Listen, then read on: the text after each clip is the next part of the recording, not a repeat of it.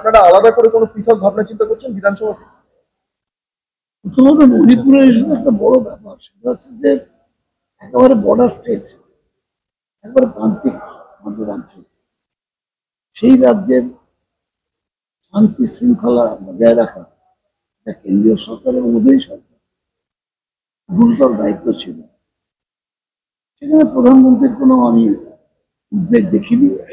তিনি ইউক্রেনে যুদ্ধ থামাবার জন্য চলে যাচ্ছেন, নোবেল পুরস্কার পাওয়ার জন্য, শান্তি প্রতিষ্ঠায় ওনার উদ্যোগ দেখাবার জন্য।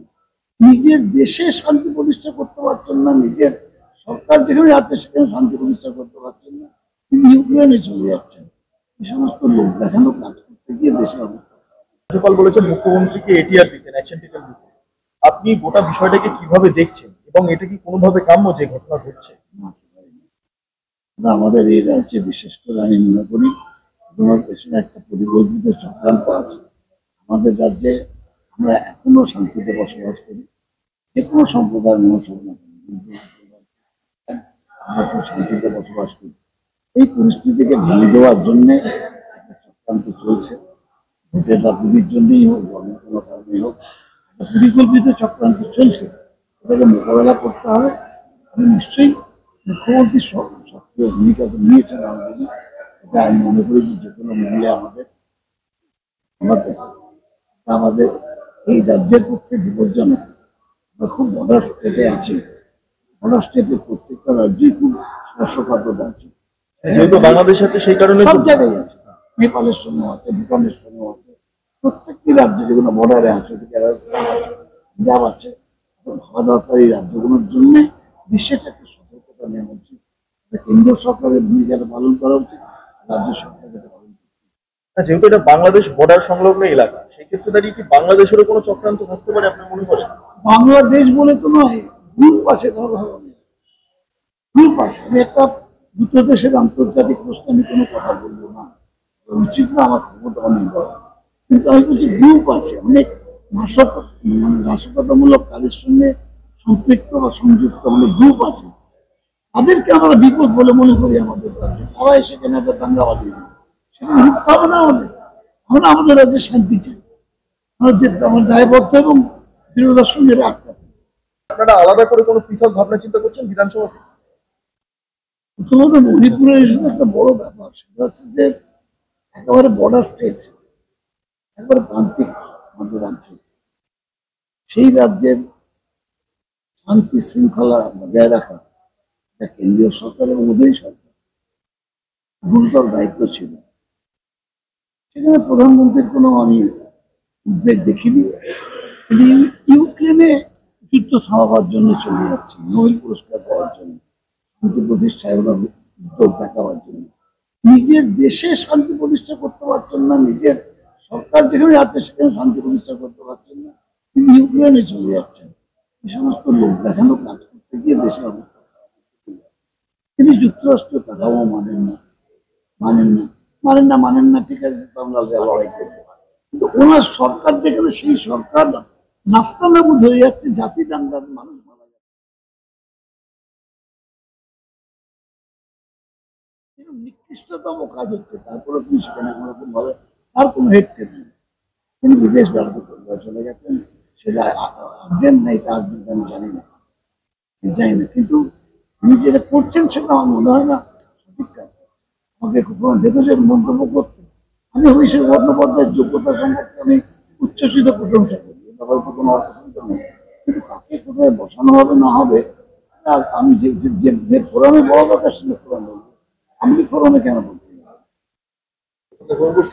সে আমি কি ঠিক পেয়েছি? আমি জাজমেন্ট করার লোক নয়, ঠিক করেছি কি বেঠিক করেছি যেখানে জাজমেন্ট করার লোক তারা করবে। আমি কখনো আমি এমন মন্তব্য করি না যে মন্তব্য করে আমি উত্তর দিতে পারবো। আপনারা আলাদা করে কোনো পৃথক ভাবনা চিন্তা করছেন বিধানসভাতে? প্রথমত মণিপুরের ইস্যু একটা বড় ব্যাপার, সেটা হচ্ছে যে একেবারে বর্ডার স্টেট, একবারে প্রান্তিক আমাদের রাজ্য।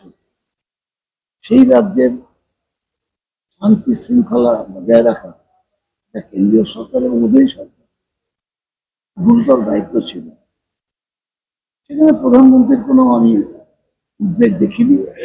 তিনি ইউক্রেনে যুদ্ধ থামাবার জন্য চলে যাচ্ছে, নোবেল পুরস্কার পাওয়ার জন্য, শান্তি প্রতিষ্ঠায় ওরা উদ্যোগ দেখাবার জন্য। নিজের দেশে শান্তি প্রতিষ্ঠা করতে পারছেন না, নিজের সরকার যেখানে আছে সেখানে শান্তি প্রতিষ্ঠা করতে পারছেন না, তিনি ইউক্রেনে চলে যাচ্ছেন। এই সমস্ত লোক দেখানো কাজ করতে গিয়ে দেশের অবস্থা খারাপ। রাজ্যপাল বলেছেন মুখ্যমন্ত্রীকে এটিআর দিতেন, অ্যাকশন টেকেন দিতে। আপনি গোটা বিষয়টাকে কিভাবে দেখছেন এবং এটা কি কোনোভাবে কাম্য যে ঘটনা ঘটছে? মানতে পারি না। আমরা আমাদের এই রাজ্যে বিশেষ করে আমি মনে করি তোমার পেছনে একটা পরিকল্পিত চক্রান্ত আছে। আমাদের রাজ্যে আমরা এখনো শান্তিতে বসবাস করি, যে কোনো সম্প্রদায়ের মানুষ হোক না কেন, আমরা খুব শান্তিতে বসবাস করি। এই পরিস্থিতিকে ভেঙে দেওয়ার জন্য একটা চক্রান্ত চলছে, ভোটের রাজনীতির জন্যই হোক, অন্য কোনো কারণেই হোক, একটা পরিকল্পিত চক্রান্ত চলছে। এটাকে মোকাবেলা করতে হবে। আমি নিশ্চয়ই মুখ্যমন্ত্রী সক্রিয় ভূমিকা তো নিয়েছেন অলরেডি। এটা আমি মনে করি যে কোনো মূল্যে আমাদের আমাদের আমাদের এই রাজ্যের পক্ষে বিপজ্জনক। আমরা খুব বর্ডার স্টেটে আছি, বর্ডার স্টেটের প্রত্যেকটা রাজ্যই খুব স্পর্শকাতর রাজ্য। যেহেতু বাংলাদেশ আছে সেই কারণে সব জায়গায় আছে, নেপালের সঙ্গে আছে, ভুটানের সঙ্গে আছে, প্রত্যেকটি রাজ্য যেগুলো বর্ডারে আছে, ওদিকে রাজস্থান আছে, পাঞ্জাব আছে, ভাবা দরকার এই রাজ্যগুলোর জন্য বিশেষ একটা সতর্কতা নেওয়া উচিত। কেন্দ্রীয় সরকারের ভূমিকাটা পালন করা উচিত, রাজ্য সরকারের পালন করা উচিত। যেহেতু এটা বাংলাদেশ বর্ডার সংলগ্ন এলাকা, সেই ক্ষেত্রে দাঁড়িয়ে কি বাংলাদেশেরও কোনো চক্রান্ত থাকতে পারে আপনি মনে করেন? বাংলাদেশ বলে তো নয়, গ্রুপ আছে ধরনের গ্রুপ আছে। আমি একটা দুটো দেশের আন্তর্জাতিক প্রশ্নে আমি কোনো কথা বলবো না, উচিত না আমার খবরটা নেই বলা। কিন্তু আমি বলছি গ্রুপ আছে, অনেক নাশকতামূলক কাজের সঙ্গে সম্পৃক্ত বা সংযুক্ত অনেক গ্রুপ আছে। তাদেরকে আমরা বিপদ বলে মনে করি আমাদের রাজ্যে। তারা এসে কেন একটা দাঙ্গা বাঁধিয়ে দেবে, সেটা রুখতে হবে না আমাদের।